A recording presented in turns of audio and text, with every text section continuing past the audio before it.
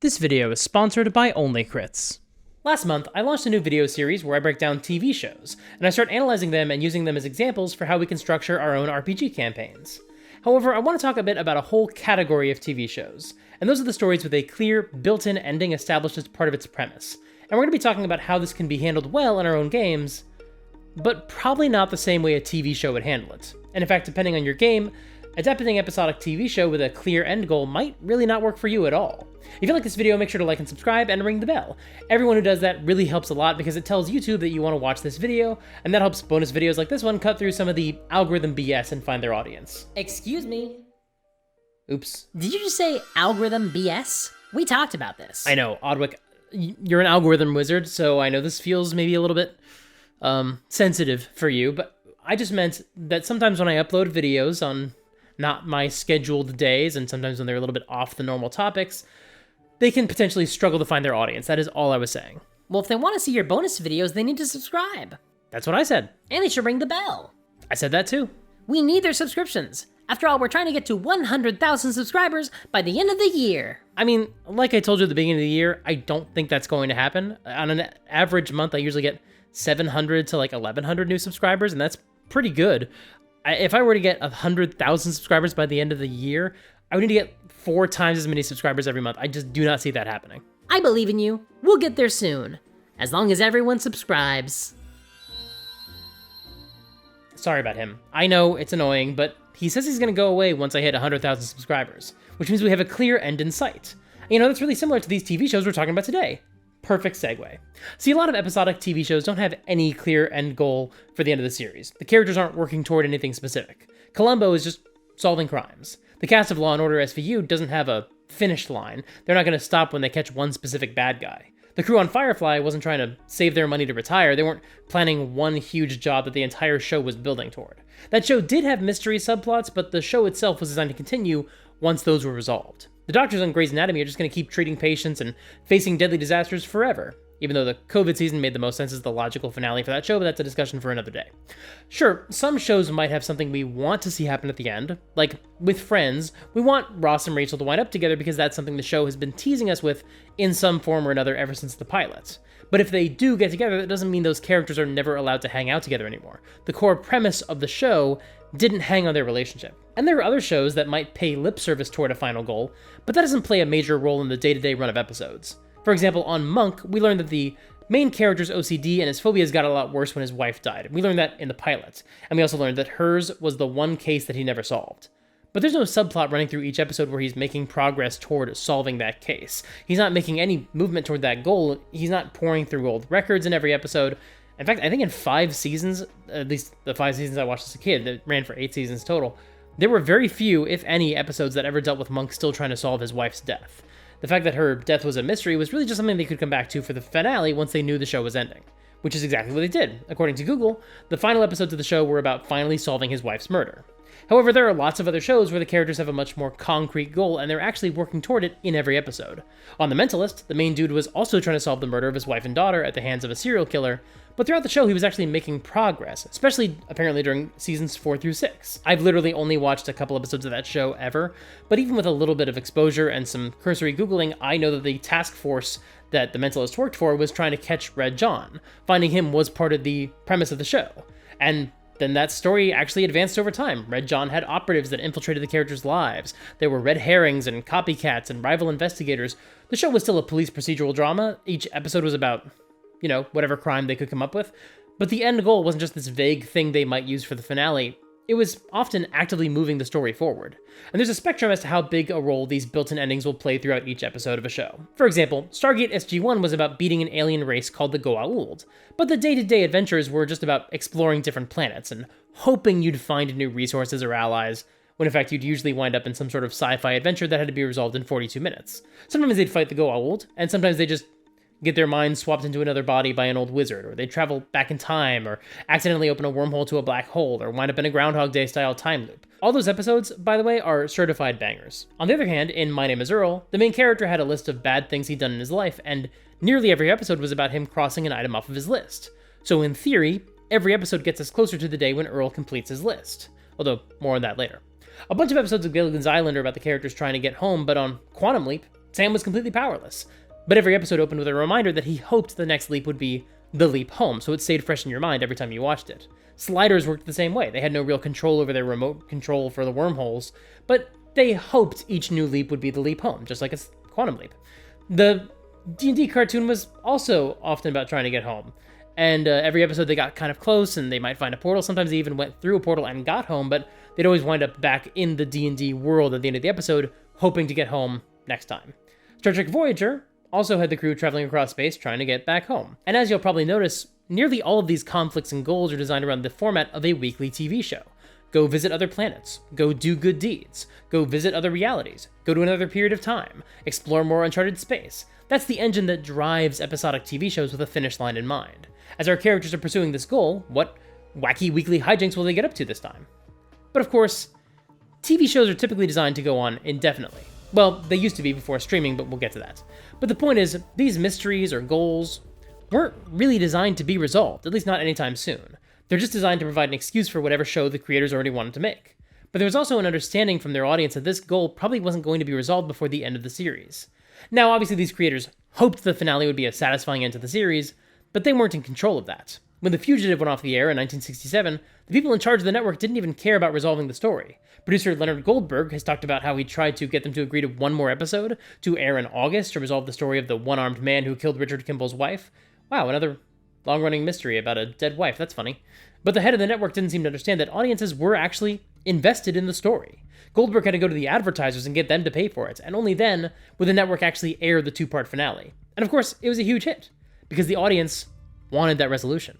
That's exactly the same reason why, spoilers for the original Quantum Leap, but that's why the audience reaction was apparently so mixed toward that finale. The episode tried to provide some closure on some aspects of the show, but it was written without knowing if it would be the end or not. So it wasn't about Sam getting home, but more about confirming that there was a higher purpose to what he was doing, that it wasn't random cruel fate. But at the end of the episode, there was a title card that said, Sam never returned home. And for some people, that was what the show had been promising them. And from what I gather, it seems like the creators of the show were trying to go for a more optimistic ending that said Sam was going to keep trying to be a force for good, kind of like how every canceled comic book series ends with the caption, never the end. But some fans still saw it as kind of a betrayal to say that Sam never got back home. And at the very least, it closed the door on ever doing a finale or a movie or a reunion that gives Sam his own personal retirement, returning home and earning his rest after years or decades or centuries of helping people. The TV show Sliders was ostensibly about the characters getting back to their home dimension, but by the end of the show, almost all those original actors had already left the series. And in the final moments of the final episode, the last character makes a heroic sacrifice to kill all the evil Sliders. And then, end of show. Did the last remaining original character die? We don't know, because the show wasn't renewed. On Gilligan's Island, the show ended with just a normal episode, but they came back for a TV movie 11 years later where they get rescued. Then, 1 year later, in the movie, they reunite in Hawaii and take a short cruise and crash back on the island, stranded again by the end of the movie. Those poor people. Okay, so I already knew that before making this video. I knew that there was a Gilligan's Island TV movie where they get off the island and then they crash back on the island at the end of the movie. But then I Googled it and discovered that the next year, they did another TV movie where they get rescued again, but then return to the island to build a resort. And then 2 years after that, they did another TV movie where the Harlem Globetrotters crashed on the island and then they had to play basketball against some robots to determine who would control the resort, which is literally just the plot of both Space Jam movies. But the idea behind a lot of these inbuilt endings is that the series finale writes itself. Oh, we're doing the final episode of Monk? He solves his wife's murder. But this only works if you know your final episode is in fact the final episode. But for a lot of TV shows, that's just not a luxury they're given. For example, My Name is Earl wasn't meant to end when it did. They were in negotiations with the network for another season, and the creator, Greg Garcia, was assured they were going to get one. And then that didn't happen. But he shared how the story was supposed to be resolved, how they wanted to end it once they got to tell their finale. I had always had an ending to Earl, and I'm sorry I didn't get a chance to see it happen. You've got a show about a guy with a list, so not seeing him finish it is a bummer. But the truth is, he wasn't ever going to finish the list. The basic idea of the ending was that while he was stuck on a really hard list item, he was going to start getting frustrated that he was never going to finish it. Then he runs into someone who had a list of their own, and Earl was on it. They needed to make up for something bad that they had done to Earl. He asks them where they got the idea of making a list, and they tell him that someone came to them with a list, and that person got the idea from someone else.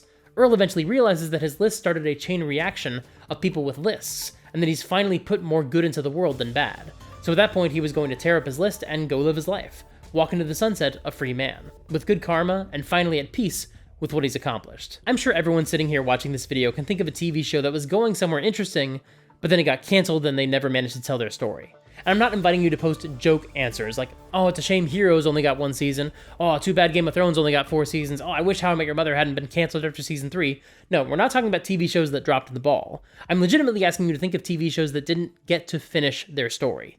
Maybe it ended on a cliffhanger, or maybe the finale itself is still really good, like they did their best to have their never the end ending, but you still wish they'd gotten to finish their story. I mean, I want to hear from you. Are you like me, and you constantly think about the Nathan Fillion show on Fox, produced by Tim Minear, that got cut off super early and didn't even get to air all of its episodes, and so some huge storylines just never got any closure? You know the show. Drive. Will Alex Tully win the underground cross-country street race and rescue his wife? Wow, another wife. I wonder why so many wives in fiction seem like objects to either obtain, recover, or avenge, and not fully written characters in their own right. It almost feels like there's some sort of overwhelming system that's been designed to try to make us only view women as objects. Oh well, probably nothing there to worry about. Probably doesn't have any sweeping ramifications on the world around us. Of course, sometimes the show is blessed to have a really long run, but they don't actually have enough story material to sustain those new episodes. So eventually they have to make a choice. Do we string the story along even more than we already were, dragging it out with no hope of resolving it in a satisfying way? Or do we end the storyline and start telling a new one? I'm sure there are lots of examples of the former. Smallville was a big one for me. That show was absolutely not paced well for a show that ended up running for 10 seasons. It should have let Clark become Superman years before it finally happened. But I'm honestly so much more interested in TV shows that fell into the latter category. At some point, they realized their show was running so long that their series-long storyline wasn't going to be satisfying if they kept drawing it out. So they resolved it before the finale and had to find something new to fill the new episodes. Returning to The Mentalist, according to Wikipedia, they resolved the Red John storyline in the middle of Season 6 and told another story across the rest of Season 6 and 7. Supernatural had a 5-season storyline in mind, and after it was over, the network wanted the show to continue, so the creators had to invent some more storylines for the following seasons. The team behind Stargate SG-1 eventually realized that the go-old storyline wasn't going to keep being satisfying if the characters didn't make any meaningful progress toward it. So they basically wrapped it up in Season 8, and then introduced some new villains for Seasons 9 and 10, at which point they did wind up getting canceled and had to conclude their storylines in a couple of direct-to-DVD movies because time is a flat circle, history repeats itself, the TV movies of the 70s and 80s became the direct-to-DVD movies of the 2000s, and the direct-to-streaming movies of today. Now there is a third option for when your show doesn't get canceled but your story has to be resolved, and that's just end the show when the story is over. That's something TV shows never used to be allowed to do, but now it's become far more common. Breaking Bad is a good example of that. There's some spoilers here, but the premise of the show was chemistry teacher gets inoperable lung cancer, so he decides to cook meth to raise money for his family. But the sales pitch behind the scenes was, we're going to watch Mr. Chips become Scarface. Both of those are stories with finite endings. Whether he falls victim to cancer or the drug trade, that story pretty much has to end with his death, because his impending death is what kicked off the series from the start. And if your whole show is about watching a mild-mannered man become a drug kingpin, you can't drag that out indefinitely. You have to make sure we see him evolve and change quickly enough that we can chart the changes. And then once he does change and become an absolute monster, it's time to start wrapping things up. Let's put a bow on it, and then we're out. Lost was fundamentally a show designed around an ending. Maybe not one quite so explicit as some of these others, but certainly one that was foreshadowed in the first episode. 2 players, 2 sides. One is light, one is dark. This wasn't a show that could go on endlessly, and so during Season 3, the writers were desperately trying to convince the network to give them an end date. But networks don't like to end successful shows. It was only when they saw how rough Season 3 started, where the writers were really having to drag things out for a mystery that was already paced to run across 5 full seasons, that's when the suits finally agreed to let the creators end the show after Season 6. And as soon as that happened, you can feel the shot of adrenaline hit that show, as the season that started rough but eventually found its rhythm suddenly kicks into high gear, and the show doesn't take its foot off the accelerator for the next 3 seasons. They managed to get through the 2007 writer's strike basically unscathed, and if you were watching TV at the time, then you know that that was a fucking miracle. But probably one of the best examples of a show with a clear plan where they went in to tell one story, did their thing, and then they left, is Avatar: The Last Airbender. I know cartoons are kind of a completely different beast, comparing them to network TV shows is a little bit unfair, but it is one of the best shows ever made, so I'm making an exception. Avatar absolutely could have just kept telling stories forever, and in fact, they did keep telling Aang's stories in the comics. But the show had a very clear ending: defeat the Fire Lord. And the entire show was structured around the steps needed to make that happen. The first season was about Aang traveling to the North Pole to learn waterbending. The second season was about learning earthbending while also protecting the Earth Nation. And the third season was about infiltrating the Fire Nation and learning firebending, and also fighting the Fire Lord and ending the war. But also, each episode was still just an episodic installment in a kid's cartoon. The format was about the group going to a new town and getting into some sort of shenanigans. That's why people who talk about skipping the filler episodes of Avatar are missing the point. those episodes were the show. If you wanted a version of the show where every episode specifically moved the plot forward and the show never really took its time and enjoyed those more relaxed episodes that made up the bulk of the series, that would be a very different show. Not necessarily a bad show, and certainly worthy of being judged on its own merits rather than constantly being compared to the anime. Like, maybe I would understand if that's how we judge that show, but we also need to remember that different does not necessarily mean worse.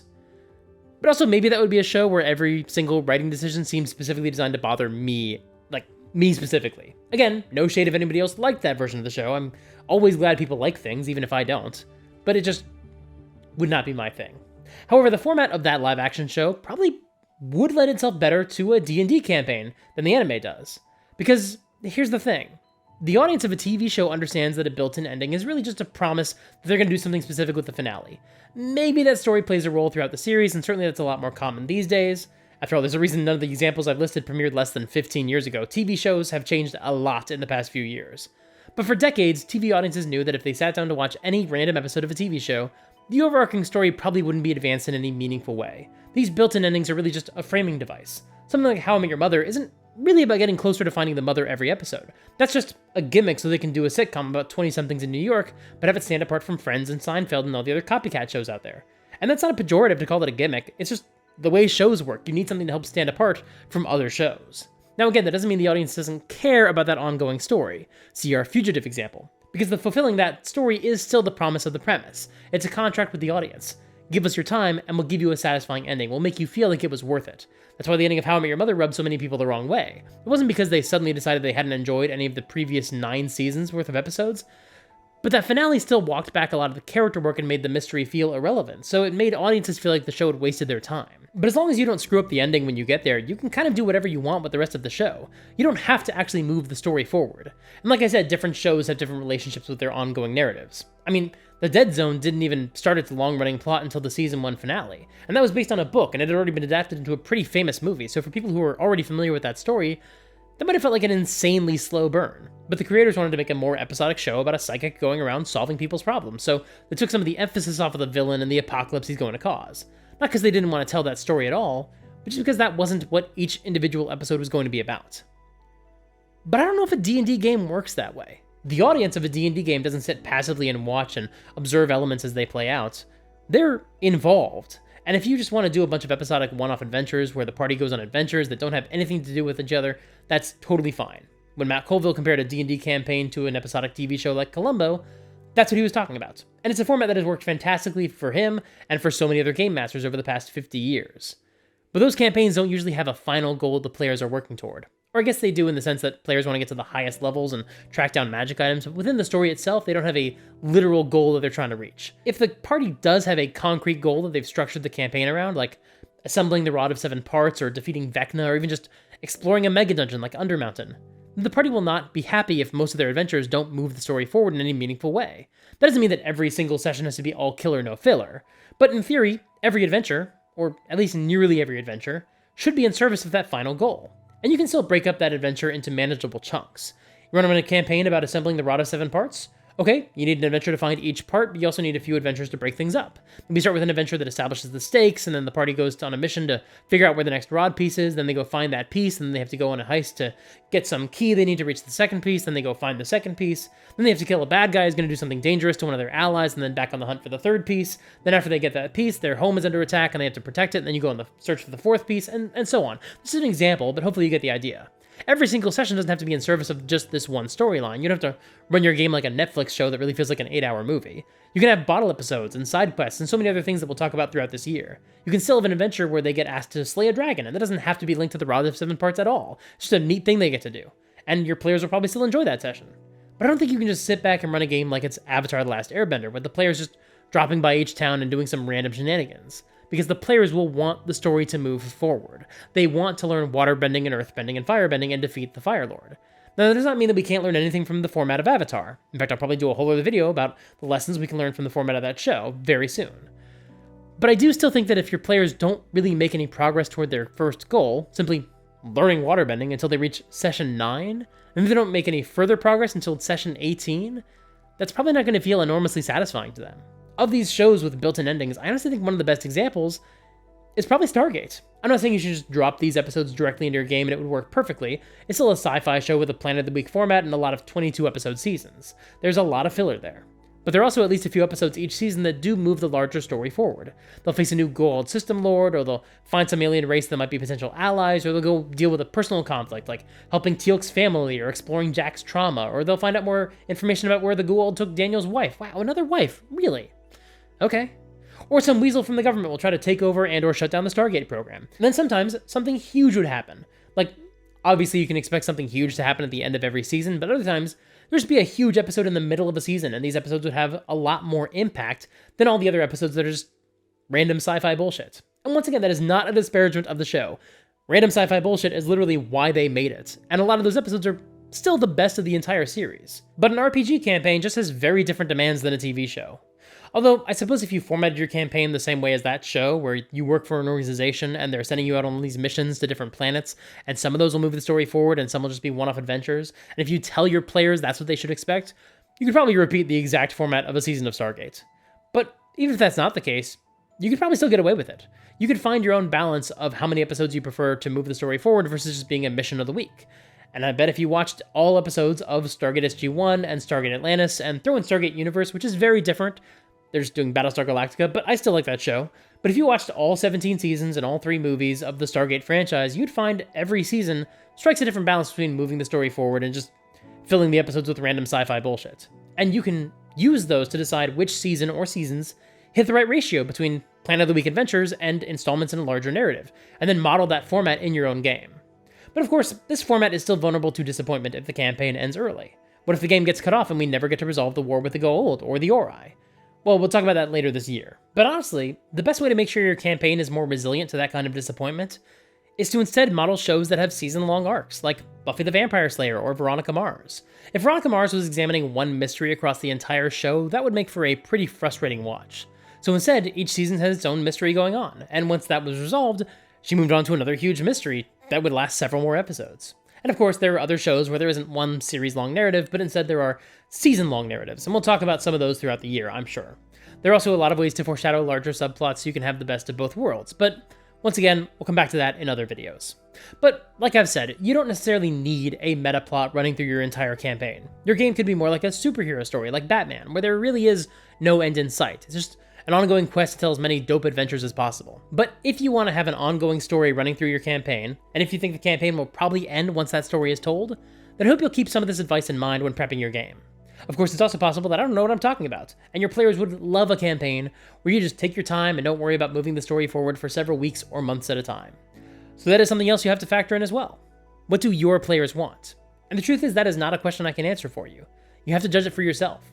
Maybe as you start introducing these story beats hinting at a larger narrative, you can read the room and figure out if they're going to get frustrated if you drag the story out for a bit, or if they like the tension, or if they just view this as a fun framing device and they're not too worried about what it means for them on a session-by-session basis. And if you want, you can even talk to your players in advance. Find out from them how they feel about some of the TV shows we talked about today, and how long it took each of those shows to finally reach their narrative conclusion. Sometimes, you don't know what your players want until you just ask them. Of course, there's one thing we know our players like, and that's dice. And it sure would be nice if our players could have dice that match their character class they're playing. Actually, it turns out we can get class-themed dice if we back today's sponsor, OnlyCrits, and their Kickstarter for Class Dice. The campaign is only running for a few more days. It ends in the wee morning on February 13th, my time. Might even be the evening of February 12th, depending on where you live. So you want to make sure to act fast to back this campaign. They've got some gorgeous pastel-colored dice sets available for the Fighter, the Wizard, the Rogue, the Cleric, the Barbarian, the Paladin, the Ranger, the Warlock, and the Monk. And there's still time to unlock the final 3 sets, the Sorcerer, the Bard, and the Druid. I'm especially looking forward to getting my hands on the Wizard dice. I mean, come on, blue with a purple wizard's hat? I love blue, and purple wizard hats feel familiar to me for some reason. But also, I think the other dice sets look fantastic, and so you should definitely visit the link in the description and pledge to the campaign and get your hands on a set of class dice. And you can get the standard 7-piece set or an 11-piece set with 2 d20s and 4 d6s, so you can roll at advantage or roll dice for a d6-based game instead. So once again, visit the Kickstarter for the new class dice from OnlyCrits. The link is in the description, so go check them out. And thank you so much to OnlyCrits for sponsoring this video. Thank you so much for watching, I really appreciate it. Let me know in the comments below. What TV shows do you use as inspiration for your D&D campaigns, especially for their structures? Are there any shows that I didn't talk about in this video? I actually think that's wrong. I think I talked about all the TV shows, but I could be mistaken, let me know in the comments. And make sure to like and subscribe. Remember, the sooner we hit 100,000 subscribers, the sooner we hit the built-in ending for this story. Which is to say, that's when Odwick is going to go away. And while you're down there, check out the Patreon and sign up for my newsletter. All that helps the channel a whole lot. And if you want some more advice about how to think of your campaign as a TV series, check out this video right here. Until next time, play fair and have fun.